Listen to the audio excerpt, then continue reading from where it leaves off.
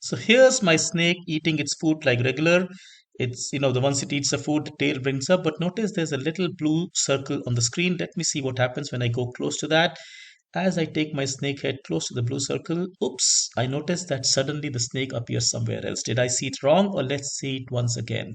If I take it close to this blue circle, it suddenly reaches a new point, and that's not a surprise because that blue circle is like a secret passage which takes me to a new point. In this case, the blue circle is at 100, and it takes me to -100, -100. In fact, there is one more manifestation of this, which is that if I go, let's say, on the boundary, instead of getting crashed, notice I end up appearing from the other side. And this is also pretty cool. So if I go, let's say, straight into a boundary, I end up coming out from another side. We are looking at enhancing the Hungry Traveling Snake project from the WiByte Python curriculum, available at www.wibyte.in. And in this video, we are going to look at exactly the idea that I showed you, which is that of a secret passage. Quite interesting and quite, let's say, full of possibilities.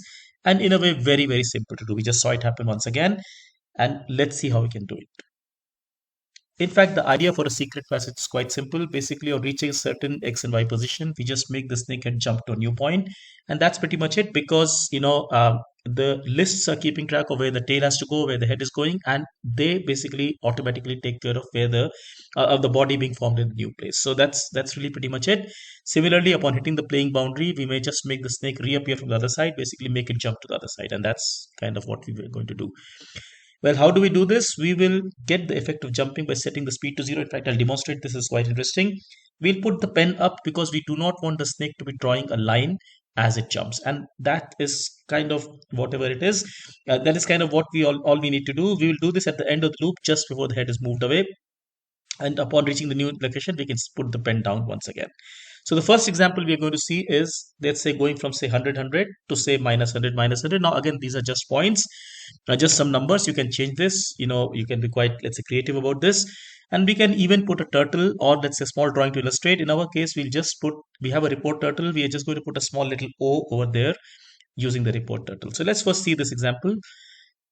So let's get on with the coding. Like I said, I'm going to use the report turtle here to write for me a small little O over there where I have a secret passage. So I just say, okay, report dot, let's say, dot color, for example, blue. Now we're going to reset this back because we do not want the other reports to change. Since this turtle was available, I thought I can just use this directly. So I just say report dot go to, for example, 0. So not 00, say 100 100 because that's where the secret passage is. I say report or go to 100 and of course I'm going to also make report dot speed to 0. So say report dot speed to say 0, and over here I'll just go and I'll just use a write command to say report dot write, and I can just write a small little O over there, right? So that kind of indicates that there is a passage, some kind of secret passage that I have to be watchful for.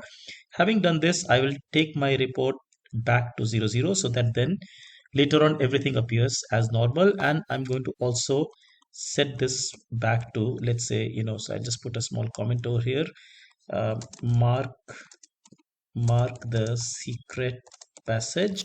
But having done this, I take it back to 00 and I also set the color back to say white because the game previously has been working that way. Notice there is a blue color circle over there, but right now I don't see anything. I don't expect anything to happen. I can go close to it because we have not written any code, but that's exactly now that we have the circle. Let's make it effective. Now it's actually quite simple. I'm just going to say at the end of this loop, I'm going to say, look, if t dot distance to 100 100. Now I'm using these two 100 100 because that's where my circle is. If this happens, so if t dot distance 100 is, let's say, less than 20, so which means it means very close to that circle there, I say, well, let me put the pen up, and let's say t dot go to, for example, -100 -100. Now these are just numbers, but having done this, I would say put the pen down once again so that you start again writing this. Now I put a pen up here because we do not want any kind of line to be drawn when I jump from here to here, and we'll see how this plays out. Before that, however, notice that here we are using the distance function a bit differently. Instead of finding a distance to a turtle, we are finding distance to an absolute x and y coordinate, and that is also quite interesting. So notice now I do have the blue circle. If I go and go close to that circle, I jump to the other side. But if you notice carefully, I did jump all right, but my jump was not like instantaneous. We can in fact see this once again. We can fix this quite easily by just setting the speed to 0, and that will make it jump instantaneously to that to the new point. And that's what I'll do in this position here. I'll just go and say t dot speed to 0. Let's see this. Notice now when I take my turtle close to the circle, it's going to jump instantly to the new point, and this looks pretty cool. Let's try this once again. If I were to take my snake my snake head close to that circle, it jumps immediately to the new point, and this is what we wanted to do.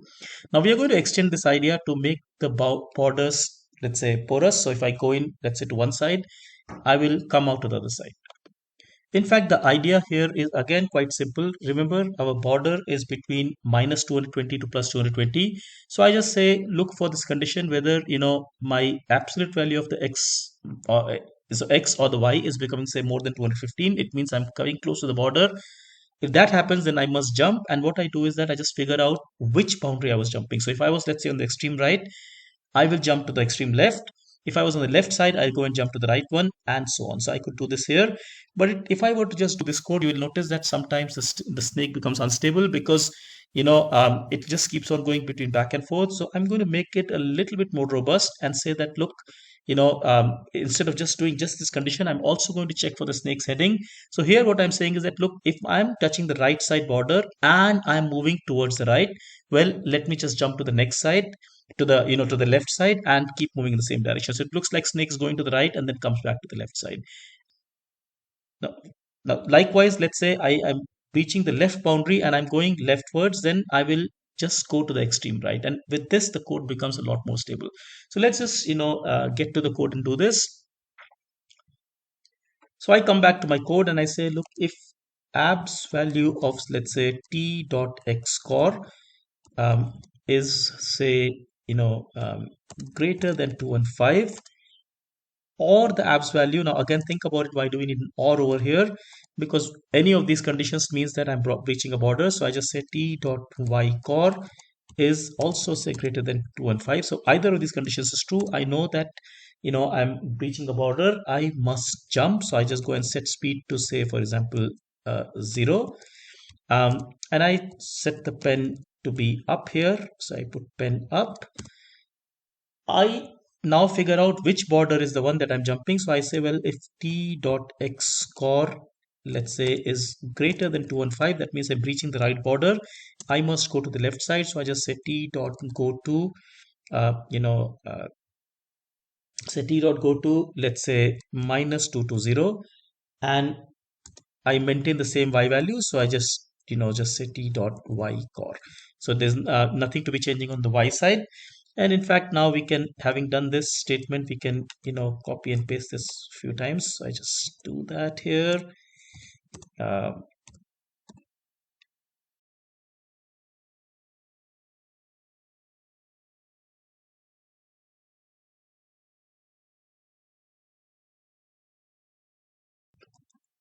Yeah. So I'm going to convert this into if, elif, else. In fact, if, elif, elif will do the job for me. So notice here, of course, I have to update these conditions. So here I'm going to say, well, if t dot x core is less than, say, minus 215, so which means I'm on the leftmost border. If that happens, I'll take you to the extreme right and at the same y level.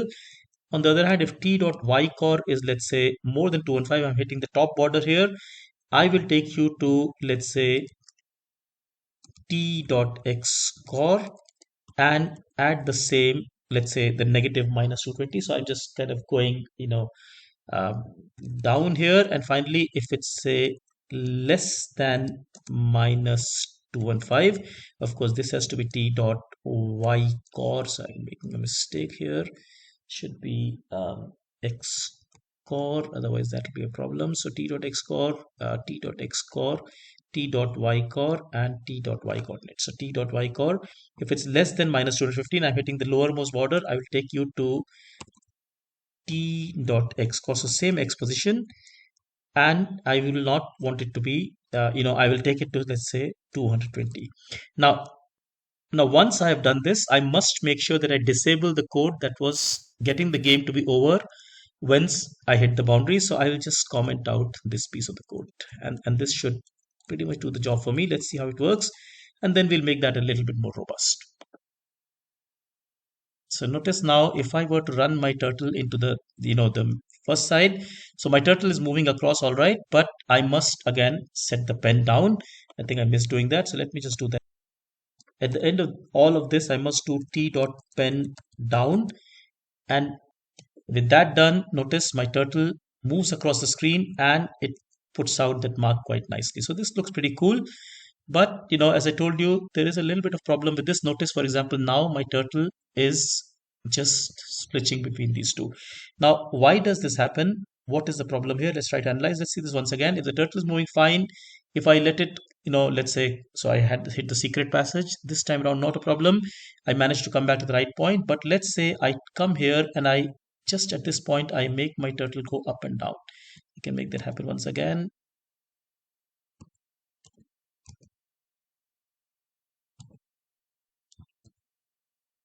Notice suddenly I end up in this unstable state.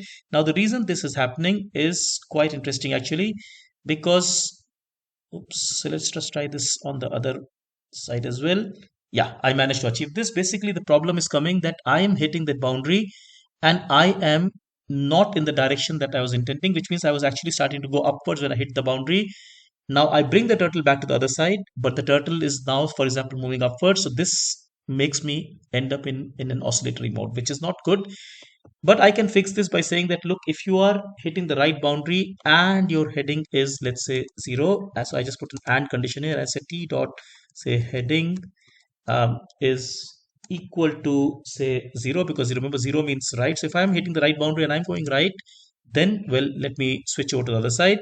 If I'm hitting, let's say, the left boundary and my heading was, let's say, t dot heading, let's say, was minus, also say 180, oops, was, let's say, 180.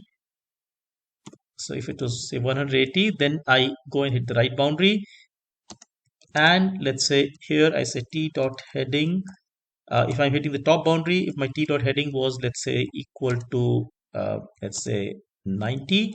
And finally, in this, I put an and condition if t dot heading was equal to, let's say, 270, which is basically going downwards. Now, if I do my code is, so with this done, my code is a lot more robust, because only when I'm heading in the right direction do I make this, the jump. And you notice that this, in fact, I can make the, so even if I'm trying to sort of, make that condition happen, it's not working out for me. Notice turtle is able to move on the boundary. It's not jumping anymore because it's not in the right direction. If I change the direction, immediately it does move. So that's the whole point about this, that it has made the code a lot more robust. It can make the turtle move on the border all right, but it doesn't make the game unstable. And that's exactly what we have done here. Uh, I hope this was clear and this was interesting to you. In general, if you think this way of learning by building activities, experimenting, by trying things out, building ideas, enhancing them, if this is something that appeals to you, look at our website www.wibyte.in, because we have a lot of such ideas over there on our website. We learn Python programming through such fun activities. Take care. Thank you so much. Bye bye.